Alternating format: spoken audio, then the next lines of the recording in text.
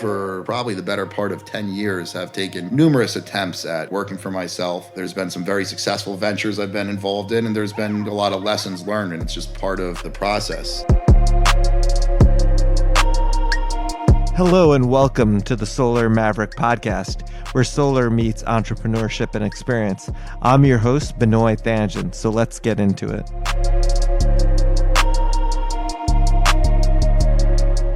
Hi, this is Benoy, your host of the Solar Maverick podcast.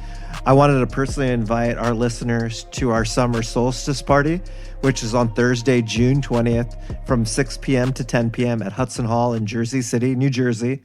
We'll be celebrating the summer solstice, which is the longest period of daylight, and our Solar Maverick podcast, which is one of the most popular podcasts for solar energy. I'm also one of the co-owners of the event venue, which is Hudson Hall, which is a Czech beer garden smokehouse. The cost to attend the event is $10 and light food will be served. You could learn more information about the summer solstice party on the Reneu Energy website, which is Reneu energy.com. Again, it's Reneu Energy, Reneu energy.com. We look forward to meeting our listeners, and Lee Wang, who's one of the co-hosts of the podcast, and some of our guests will be there, and we look forward to seeing you there. We really appreciate your support of the Solar Maverick podcast. Thank you. Hi, this is Benoy, your host for the Solar Maverick podcast. I'm excited to have on the podcast Dominick Matinelli. We've known each other. Actually, it's crazy, Dominick. Now I think about it, it's been 9 to 10 years that we've known each other, and time flies by, and I'm excited to have him. We used to work at a company called Vanguard Energy Partners, which is a national installer that's built maybe over 100 megawatts worth of projects. I was always actually impressed with Dominick when I worked at Vanguard with his knowledge. He's an electrician, has a lot of experience with installing solar, and he was always able to kind of simplify the complicated things about installing a system. So I'm really excited to have him on the podcast. He's one of the principals of Pro Circuit Electrical Contracting. They were established in 2011. They're an electrical contractor focused in commercial, industrial electric, renewable energy installations. They primarily work in New Jersey, New York, Pennsylvania, Florida. I know they've done other states. And I'm excited because Dominick wants to actually start it out with the safety statement. And if you could start out that, and then we could go more into your background. I'm very excited to really get your perspective, and I appreciate your time on the podcast today. Great. Thanks, Benoy. I appreciate the intro. Excited to get going on this for sure. We've been talking about it for a little bit. So yeah, I wanted to really kind of start this off with new policy that we're adopting here at Pro Circuit, and we feel it's very important, and wanted to take a moment with a good solid platform here to really spread it out a little and hope that it catches on. And what we're doing is every meeting, every get-together we have, we're starting with a safety topic. And to some people listening, it may be a familiar thing. You may be used to it with certain customers, but we're really hoping that it catches on and everybody kind of adopts this. So really the safety topic for today we want to start with is just the concept of safety topics at the beginning of meetings, just to set the stage and lay it out there that it is a very good idea, regardless of what the content of the meeting is.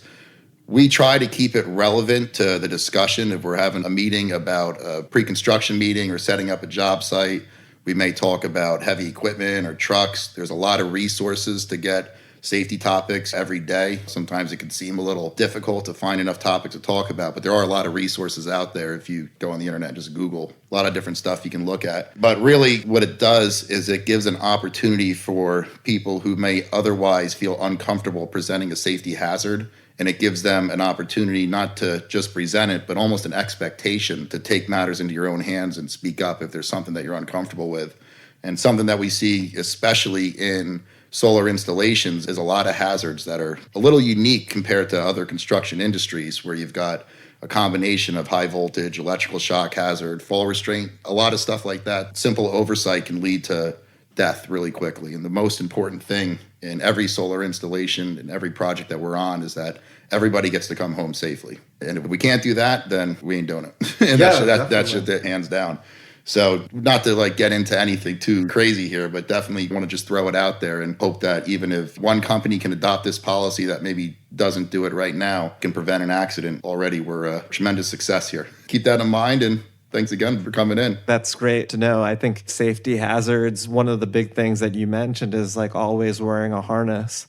when you're on the roof, because obviously there are people who have fallen off roofs, making sure obviously to wear a helmet as a kind of outsider who does go on roofs and looks at potential solar fields. That's definitely like a great thing, and to have a safety sort of thing as the first part of the meeting. Yeah. And we try to make standard practice on all sites. It's always going to be proper work attire. We're always hard hats, high vis, safety vests. There's a lot of different rules depending on the layout of the roof and how far away the work area is, but it's always the start of the day. Review the work that's getting done and make sure that everybody is clear on all the safety hazards, proper PPE, and that everybody gets to go home safe no matter what. And that's first and foremost. Definitely. Dominick and I actually haven't seen each other in a while. It's been almost since SPI, Solar Power International in Las Vegas. So it's been 2.5 years. It's crazy how time goes on. We were actually hanging out at a rooftop for a Solar Power International reception event and having drinks. So it's good to see Dominick and hear how successful your company has been. I knew that when you went on your own that you would be very successful, and I'm excited to actually see that. It would be great to learn more about Pro Circuit and what you guys do. Obviously, I gave a very sort of high level background, and also what made you start your own company, and a little bit about what got you interested in solar energy to begin with. And I know you do other work outside of solar as well, so I think it would be helpful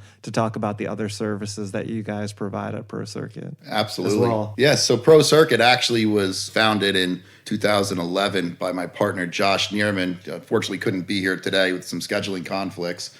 But he really set the foundation for everything the company is today. And we've been, aside from being close friends for over a decade, I mean, we've always kind of worked together informally in different ventures. And really what happened is a couple of years ago, the stars aligned, and it was kind of inevitable that this thing had to happen, where we teamed up in full partnership and kind of just been taken off ever since. One of the things that I think about when we look back at how Pro Circuit got started with myself and Josh is actually, there is a couple lines from actually Steve Schwerd is where, it's actually where it comes back to. I forget the conversation, how we really got into it, but we were talking about business and business partners and kind of what good guidelines for choosing who you do business with. And I remember Steve told me, he's like, there's 3 requirements that he would have, or that he's heard of being, you know, absolutely necessary. And the first one is having a proven track record of success in whatever it is that you do. The second one is you have to be able to develop business in your trade, be able to, no matter what it is, you've got to be good at developing business. And the third one is you've got to enjoy each other's company, be able to, you know, go out, have a drink, loosen up. You're going to spend a lot of time together, and you have to genuinely enjoy each other. And that kind of stuck in my mind. I forget the context of the conversation talking to him with Steve, you know. But yeah, no, it definitely stood out. And I think really with Josh and myself, that was, those 3 things definitely hit home with both of us. And strengths and weaknesses definitely counterbalanced each other. And it was kind of just inevitable that this was going to happen. So timing was right, and we had great opportunity, and we just decided to go for it. Definitely. Haven't looked back. Yeah, that's exciting. And Steve Schwerd, Dominick and I know very well because he was an outside engineer that used to work with Vanguard Energy Partners. He now has his own company, Schwerd Consulting. He's actually been on the podcast, and he's actually one of our most popular podcast episodes. And it's interesting because he's great at summarizing things. And actually, we've worked on a project together that you referred Steve, and then Steve referred us to help with the SREC management and SREC brokerage for a residential apartment complex where they put a ground-mounted solar system in New Jersey. And that's part of the reason, actually, I mentioned about how we were having a great time in Vegas, having drinks. It's all about people are honest and transparent, people that you could spend a lot of time with. If you spend a lot of time, too, with Dominick, he's very passionate about what he does, and you'll definitely see that, especially when it comes to electrical engineering and contracting. It was interesting how you talked about how you and Josh partnered together. How is it as partners, and what are certain strengths that he has versus what you, and the complement of basically the team? Can you talk about that a little bit? Yeah, we joke around. We do a lot of joking around. Josh and myself, it keeps things light. The big joke is that I'm good at spreadsheets and Josh is good at everything else. But the reality is Josh has got a way of taking extremely complex situations in the field where even some of our best foremen or journeymen will be out there, and they'll look at the drawings, they'll look at the electrical service and say, wait a minute, we're going to do what here? And Josh has a way of going in there and simplifying it and with this get it done attitude and lay the whole thing out there. And next thing you know, it's done. Well, I'm still over here trying to figure out where we're going to get the best price on something. So it's really, in a nutshell, it's his field expertise and ability to just get things done, combined with some of my strengths being the contract side and the business development side and really kind of the policy that we drive the business with. I mean, it becomes a very, very big force. And we've seen a lot of success by just trusting in each other to take care of what needs to get done. Definitely, that's huge. I mean, that sounds like you guys have complementary skills and the sum of the parts are greater than the whole. And it sounds like you guys are transparent and have a great working relationship. And we look forward to doing a future podcast with both you and Josh and going more into a deeper dive.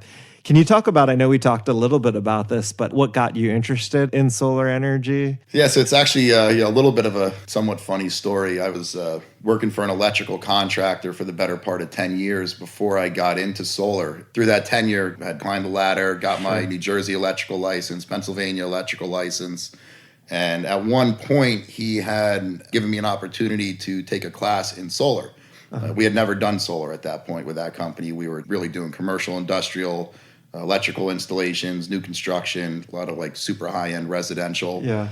So I remember looking at him and saying, wait, you mean like those little lights along the walkway that I kick over? Sure. I'm like, yeah, I don't know. I don't really know it's going to go anywhere. And then he said it was in Fort Lauderdale. So I immediately said yes. We started packing to go down there. Once we were actually on site at the class in Fort Lauderdale, there was a gentleman, I think his name, it was a long time ago now, I think his name was Hal Aronson. I think he was either a PhD and over at Berkeley in California, something along those lines. And his whole story was that he was doing a lot of volunteer work with a solar suitcase. I think it was called We Care Solar or something like that. I'm not sure if they're still active or not.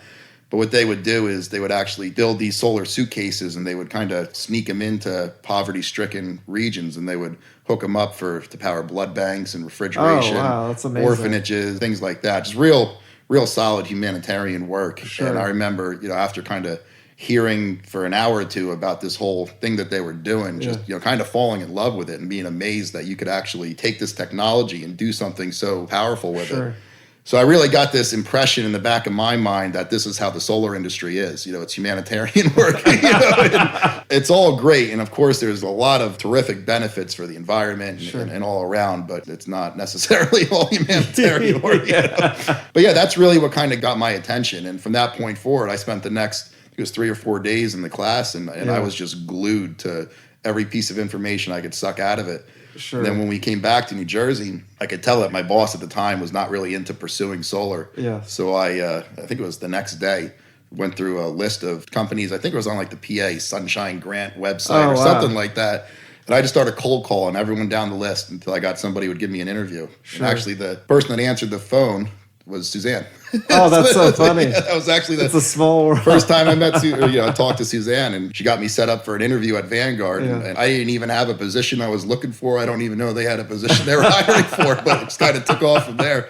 And I never looked back. I've just fallen in love with this industry, and it's been great. It's been a great ride. Yeah, definitely. And it's amazing to see how much it's grown. And Dominick's referring to Suzanne Waters, who we both work together at Vanguard Energy Partners. And she actually works for me at Reneu Energy. She's the vice president of business development. And she has 2 episodes that are live right now on the podcast about her solar story and Community Solar 101. And we're working on 3 other interviews that I told you with Juan, who we used to work with. He was estimating at Vanguard Energy Partners, and we're doing a New Jersey and New York solar market. It'd be great to get your perspective of, like, as an electrical contractor, what are the keys to success behind a great solar installation? The keys to success, if I had to try and nail something down, I think would be just understanding that it takes the entire team to have a great solar installation, all the way from your sales and your business development. The customer obviously has a pretty important role in that, and all the way, through everybody working on site, all the way down to the guy sweeping up at the end of the day. When somebody walks through and looks at a solar job, if there's garbage and scrap material and stuff laying all over the place, it sends a real bad message that people just don't care. So even all the way down to the guy who's picking up garbage at the end of the day, it's unbelievably important that everybody works together. One of the things that we've seen that I think makes a huge difference in the success of a project is basically managing customer and your customer's willingness to be managed. Interesting. And people really, that's a great idea. yeah, people really understanding that you're the solar professional. Your customer is the professional in whatever product that they're selling, whatever their business is, but their business is typically not solar. Yeah. So understanding that you're the professional and you have to own it. You have to manage that and take that responsibility. And when that happens, we see things flow a lot more efficiently out on site. Yeah. There's always a little bit of a shakeout period. Everyone's getting to know each other on the site. You got the facilities guy and sometimes some third-party inspectors and things of that nature. But once everybody's synced up and moving, it makes a huge difference. And I think that's very, very important. Yeah. And that sounds like it's more of an education process, right? Because for most of these companies, it's their first time installing solar, and it's being transparent from the beginning about the process to get everyone on board, because it's not just, obviously you mentioned it's everyone throughout the process, but then the company that you're installing the system as well, and the different parties within the company. Absolutely. Yeah. And setting expectations. I mean, that's true too. That's a great point. And again, I can't stress it enough. The safety aspect of these installations, again, is probably the most important thing. I mean, you can't have a successful project if there's an injury, if there's an accident, something like that happens. So safety absolutely is paramount in a successful operation. And I think beyond that, it's the entire team. The design, of course, has a huge weight in the success of the project, and really just everybody. Definitely. Yeah, I think these are great tidbits that you're providing and perspective. What trends are you seeing in like solar construction or equipment? I know we're continuing to see panel prices going down after initially the tariffs, and the efficiency of panels have continued to improve. What trends are you seeing from an electrical contractor perspective, or just any unique perspective that you have that you're seeing right now in the industry? Yeah, and what's interesting is our position in these projects. We're the electrical contractor. We do mechanical installations as well at times, the right scenarios. We're not buying modules, we're not buying inverters, and we make our stance clear with people that we're working for that we're not in competition with them. We're not here to develop projects, and we come across a good lead, look to bring that to the table with the people that keep us moving. But that being said, the equipment selection, oftentimes by the time we're involved in the project, it's already been done. They've already got modules warehoused, they've got inverters warehoused. We, of course, weigh in as early as possible in these designs to get our opinion out there, but it's not always practical for the project to go that way. So as far as equipment trends, what we've seen is significant trending within a particular developer's bubble. Interesting. But we don't really see that going outside of there. Yeah. I have not been seeing equipment trends from developer to developer, project to project. It seems a lot more, I guess, where the money's comfortable with and where the developer really has their strongest relationships. The one trend we definitely see is, looks like also energy. It's definitely everybody's using them. I mean, it probably doesn't hurt that they bought all of their competition. But outside of that, it's really been kind of interesting to see basically the design standards and the construction standards for each individual company, how they're very unique from company to company. And we've had to adapt our crews to understand that this is the way it works with this developer. Definitely. This is not how it works with this developer. You will follow a different set of standards. And as long as all of them meet our minimum standards, then it's on us to accommodate them, as the customer. That's interesting, because you're right. Every developer, through whoever their investment party is, has relationships with certain equipment and the way the systems are designed. So that's a pretty interesting perspective. And then if people don't know, also Energy is basically an energy monitoring company. And they've acquired the competition. One of the big companies that they acquired was Locus Energy. So it's been interesting as far as from a monitoring perspective. It seems like they have their legacy clients, but then also new clients from the acquisition. That is pretty interesting. What makes you guys, I know we talked about this a little bit before we spoke, what makes you guys unique from other electrical contractors out there? Yeah, actually, it's a good question, and we feel is really one of our major strong points as a company. We're unique where I don't really feel that we have a lot of competition out there with what we're doing. You know, Yes. our company, we're definitely focused in solar, grid-connected solar. We maintain consistently around 80% of our projects for the year are commercial industrial solar projects.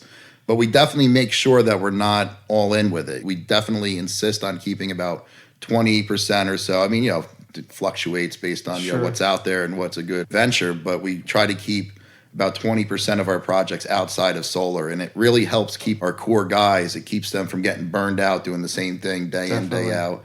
There's a lot of different skills that they gain by doing other types of projects. And especially in the C&I world, there's so many different types of buildings and facilities that you're working in. You're working in manufacturing plants, you're working in big box retail, Yes. schools, courthouses, libraries. You have to have such a wide range of knowledge about how these different facilities operate. And by doing other types of projects, you're able to pick that up a lot quicker. For instance, we just wrapping up a 1.5 megawatt combined heat and power project Interesting. in Bethlehem, Pennsylvania. Yeah. And that project, we went into it definitely a good understanding of what had to happen. But by the time we left that plant, and if you're not familiar with combined heat and power, basically what it is a giant generator that takes the power and sends it back to the grid, just like a regular solar inverter. Well, not like a solar inverter, but same principle. But then the waste heat from the generator is processed and put back into the plant for useful energy in simple sense. Sure. A little oversimplified. But. So anyway, you look at a large manufacturing plant, and if you ever go into an electrical room or a boiler room and it looks like a submarine and there's pipes and panels and all sorts of stuff and nobody knows what's going on in there for just walking through. Sure. By the end of the project, our foreman on site, Danny, he has such an intimate knowledge and understanding of the inner workings of that plant, where some of the plant maintenance personnel are actually now coming to him about how the motors are operating and VFD drive, all sorts of stuff like that. Yeah. And these are things that if we just focused purely on solar only, there would be a lot of this information would kind of fall off the plate. And now when we go into a manufacturing plant and we have this type of project, Sure. we'll look at our foreman available to us, who we have looking to staff up for the next job, and we'll choose them accordingly. So if we got a manufacturing plant with a lot of controls and intense things like that, Definitely. we'll choose somebody that just came off of another job of similar nature, and it really makes things flow very, very smoothly. Yeah, definitely. So it sounds like, too, it's keeping people challenged, but then you're innovating. Yeah. As well, because you're not doing the same thing every single day, or your team as well. I know you mentioned about your electrical foreman. So that's pretty cool. Yeah, especially CHP is so much more complicated than a solar installation. So I'm sure after doing a lot of solar, to have that 20% in something totally different also keeps guys engaged. And as you mentioned, not burned out. That's pretty cool. Absolutely. And because we do that, what ends up happening is we have such a diverse skill set amongst our guys. We take that and then you incorporate it into a solar-focused company. We're able to go after projects. And honestly, it seems we're being more and more recognized as the leading solar electrical installer in New Jersey, that's great. particularly. And I think a lot of it has to do with the fact that we're able to have large capacity of projects to be simultaneously under construction and have no lack in quality. That's really been our driving force. And to find another local company who's able to take on that kind of a scope and even be able to move outside of just New Jersey, it seems to be kind of rare. Yeah, definitely. That's a huge differentiator. I know in the beginning of the podcast, I mentioned what states you're focused on. Is there other states outside of like the New York tri-state area? You mentioned Florida as well. I know you've done stuff in Virginia. We definitely have moved around a little bit. We've dabbled in Massachusetts. We've dabbled in Connecticut, some of the obvious solar states that a lot of projects are in. We've learned what it takes to keep quality up. And we have a thing where we're just unwilling to sacrifice it even a little bit. Sure. And through this process, we've made the determination that Massachusetts, Connecticut, those are not states for us. You know, we're not going to just go after everything for the sake of driving up as much overall revenue as we can. It's not a good decision for our business model. So really, we're focused New Jersey, of course, that's our number one focus. Yeah. Also Pennsylvania, New York, like you said, particularly Long Island, got a lot of traction out there.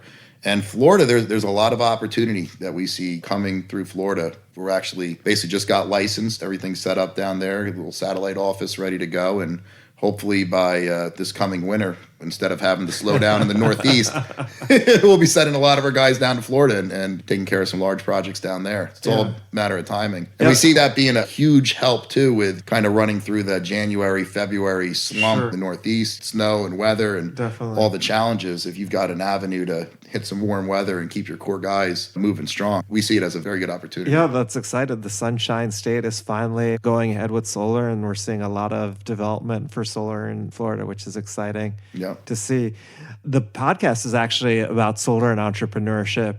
Can you talk about maybe suggestions you would have for people starting their own company? Absolutely. I've learned quite a bit. For probably the better part of 10 years, I've taken numerous attempts at working for myself. There's been some very successful ventures I've been involved in, and there's been a lot of lessons learned, and it's just part of the process. And I think just having gone through all of that and finding out what really worked for me, I definitely have a couple things I'd be happy to throw out there. Yeah, definitely.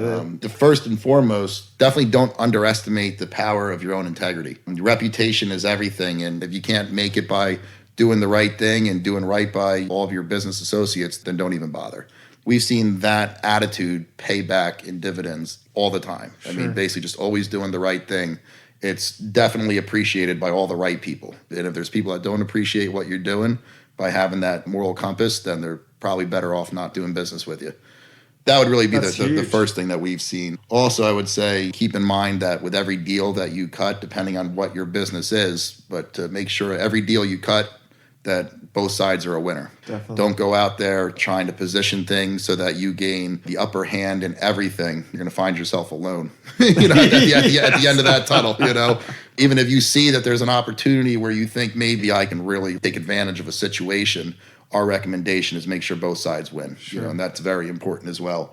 Probably the most important thing out of everything is to take care of your employees. Yes. And we've got a culture here where we don't micromanage, but we're heavily involved in everything that goes on.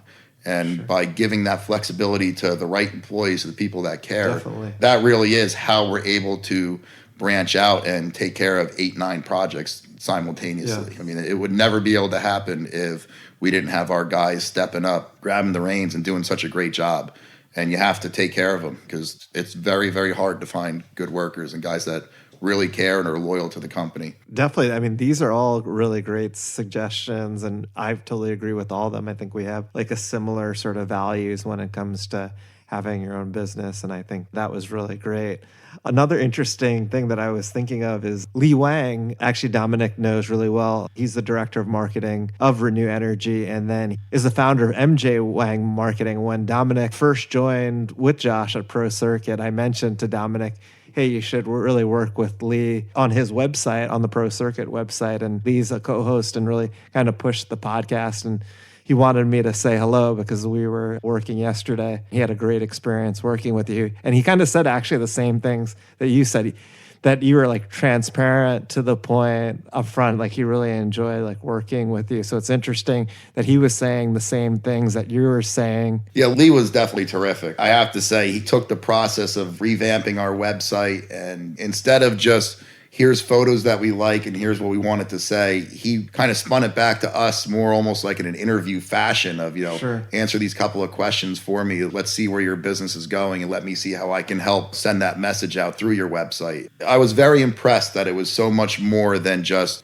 a transaction of, here, this is what I'll do for you and here's your website. Great, move on. It wasn't anything like that. And he made the whole process just very enjoyable, to be honest with you, for something that, we really were looking at. Definitely got to take care of the website. Okay, we've got a budget for it. Let's take care of it. He kind of took it from that, and once we got engaged with it, it became actually really kind of like a fun process. Terrific job. Definitely can't speak enough about it. Yeah, he's very passionate about website design and building your digital presence. And if you spend a lot of time with Lee, you'll see that he's very passionate about what he does, which is another important quality too in anything in life, that you should be passionate, especially with the work that you're doing, because that's most of your life that you're spending on it, where it doesn't feel like work. So yeah, absolutely. And now we've added an exciting part of the podcast. It's where I've been asking Dominick questions, and he has the opportunity to ask me 2 questions. This was actually an idea from Kevin Y. Brown, who's the producer of our podcast. He has a company called Podcast Laundry that helps with the formatting, editing. He has his own podcast as well. If you haven't checked it out, Create Your Life series, which I was actually interviewed on one of the episodes. So. Yeah, this is actually a great opportunity. So many questions. So many questions. So one of the things that I definitely wanted to kind of pick your brain about, yeah. We've been getting a lot of this type of question coming to us, people asking. Sure. I live in Pennsylvania. Josh lives in New Jersey. We're licensed in a number of states. And we're just not doing as much in Pennsylvania as we would like to. And we keep hearing that Pennsylvania is going to crack open soon in the solar industry. It just seems like I've been hearing that for probably 2 years now and have yet to see like any significant increase in projects really come across, and just kind of wondering if there was anything we could elaborate on to kind of see where Pennsylvania's at now and when hopefully we'll get there, hopefully soon. Yeah, definitely. I mean, I think Pennsylvania obviously going to be a great market. There's a couple things that are going on that's beneficial for solar. Like they have a community solar pilot that I don't know actually all the details about, that I have to read up on, but community solar has been like one of the fastest growing areas of solar. And if they have that, that'll actually allow a lot of development. They also closed the borders with the SRECs in Pennsylvania. So what ended up happening in Pennsylvania was like other states that were surrounded could trade their SRECs into Pennsylvania. And what ended up happening is effectively like the ratepayers of the state of Pennsylvania are actually paying for solar projects outside the state. And what ended up happening was it basically decreased the SREC values to basically $8 to $10 to $12. But they basically put in legislation to close the border. And we've seen SREC prices go up. So now like SRECs are trading at like $45 versus $8. There was actually a time, I don't know if you even remember this, at Vanguard where we were actually looking at Pennsylvania, because at that time it was over $100. Yeah. And then it quickly crashed because of what I talked about. And then the efficiencies of panels and then the efficiencies with the cost of building systems are becoming less and less. So I think you're going to see a lot of development in Pennsylvania. As a cash customer, meaning if you own the system, I think you'll get a decent payback for a commercial industrial project. But to do a PPA right now, a power purchase agreement, the economics are tight because the electricity prices in Pennsylvania are not nearly as high as other states in the Northeast. And that's another reason why as well you've seen a lot of development in the Northeast is because of high electricity cost, strong state level incentives. We're looking at Pennsylvania, and we hear actually the queues are for utility scale projects. There's a lot of projects already in the queue, but we think it's going to happen maybe in the near future, a year, 2 years, 3 years. The other thing too is talk about potentially increasing the demand, meaning the renewable portfolio standard in Pennsylvania. And I think they have some legislation about 50%, some sort of renewable energy goals. So once that becomes more clear, I think we're going to see a lot more activity in Pennsylvania, but I think it'll probably be another year. Any customers or anybody who's asking us, should I look at solar? In the meantime, I've been basically telling them essentially that I think you should definitely look at it, definitely start reading up about it. But as far as moving forward with a project, I think you're probably looking like a year or two out before it would make sense. I wouldn't jump into the deep end just yet. That's what our message has been to them. Sure. Is that's a fairly good assessment, you think, in terms of directing the customer? That when you're talking about a commercial industrial customer, I think that's definitely a good assessment, and it takes time. At the end of the day, like what we found is that most commercial industrial customers definitely want to help the environment, but it has to be a suitable financial payback to them for them to do it. So, and as you know, it's a process. It takes a while to get people, to educate them, to understand it, and to move forward. Yeah, no time like the present to start educating the customer, So I guess definitely plenty good stuff there. Yeah. Thanks. Oh, anytime. Another question I've been seeing coming up more and more recently, and obviously it's out there in a lot of different discussions, basically talking about the cap and the SRP. Sure. And basically looking at projects that are kicking off with the weather finally breaking up here, and a lot of jobs are going to be going into construction. We see this being an extremely busy summer for us and running right to the end of the year. But just as we're looking at the end of the year rush, which we're starting to look at now as things are booking up, we're just kind of trying to navigate projects that are already signed in permitting. Maybe construction's going to kick off in the next couple of weeks here. Maybe not so much those, but the ones that are actually going to go into construction midsummer or late summer. What happens to those projects that have that approval for the program that, let's say that they don't get PTO by the time that they hit the cap in the program? What are they looking at in terms of next steps there? That's a great question, Dominic. Dominick's actually talking specifically about the New Jersey solar market. So basically, there's currently like an SREC program, which is a solar renewable energy credit, which is a very strong incentive. Basically, currently for energy year 2019, SRECs are trading at 225 or 230. It's actually kind of gone up a little bit. But basically, once New Jersey hits 5.1% of solar energy for the state, technically that's when the SREC program will sunset. The projects have to be operational. So people are forecasting the fourth quarter of this year or first quarter of next year. So there's a race right now where everyone's trying to build these projects as quickly as possible to be in service so that they qualify for the full SREC credit. What we're hearing is like the transition program is going to be like a 20% discount, meaning like a 20% discount to the volume of SRECs. Let's say you have like 10,000 SRECs your project produces.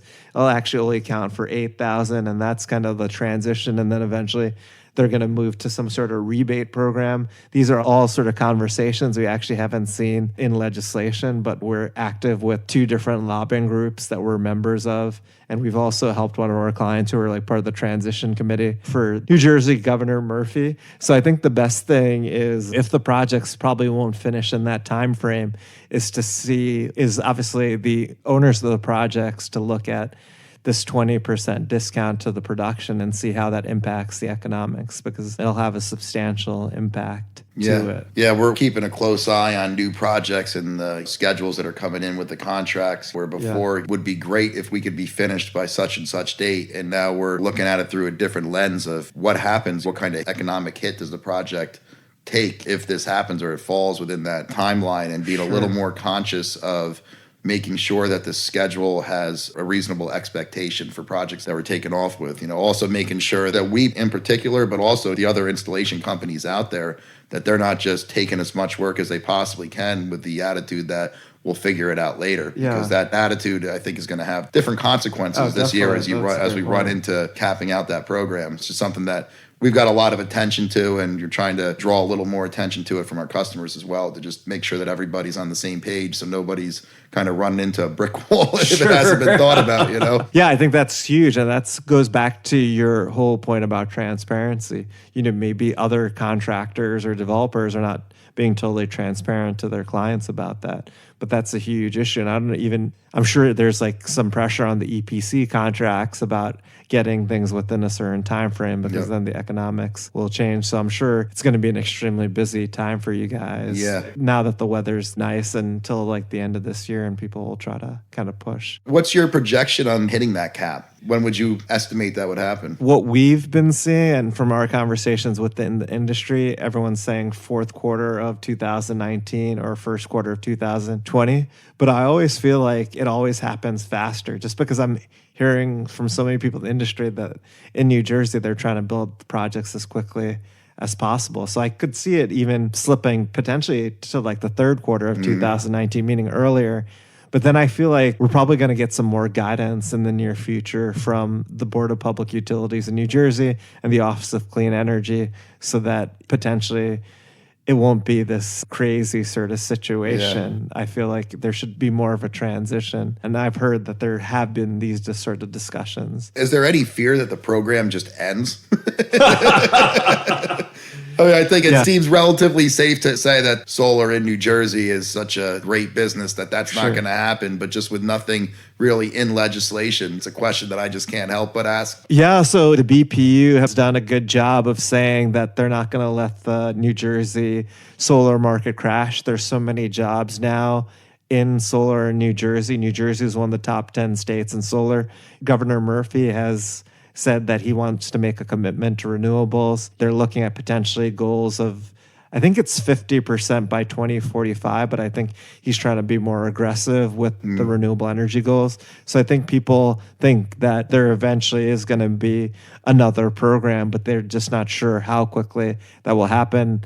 And really, New Jersey has been a great market for solar. And obviously the governor and the Board of Public Utilities, they've been saying that's not going to happen. So people are pretty confident. That's great. Yeah, this is all great especially for our company and any of the installation companies out there that might be listening. We don't really get too much opportunity to talk on this level of the projects. We're so involved in the day-to-day construction and moving equipment around and that kind of thing, where it's definitely nice to have an opportunity to ask some of these questions and get your feedback. It's appreciated. Yeah, anytime. And, I really appreciate, Dominick, you being on the podcast. This is an amazing interview. If people want to reach out to you or Pro Circuit, what's the best way that they could reach out to learn more about the company? Definitely check out our website. It's probably the best starting point, thanks to Lee. It's www.procircuitec.com.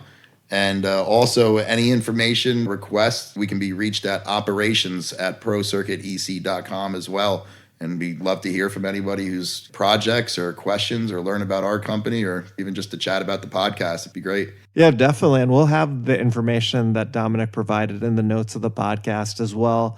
And this is amazing. And we look forward to doing it soon. And hopefully, the next time it would be great to have both you and Josh. Yeah, and absolutely. I appreciate your time today. And thank you for being on the podcast. I know we've been trying for a while. Yeah, no, I'm glad we made it happen. Thanks a lot, Benoy. Great. Thanks, Dominick.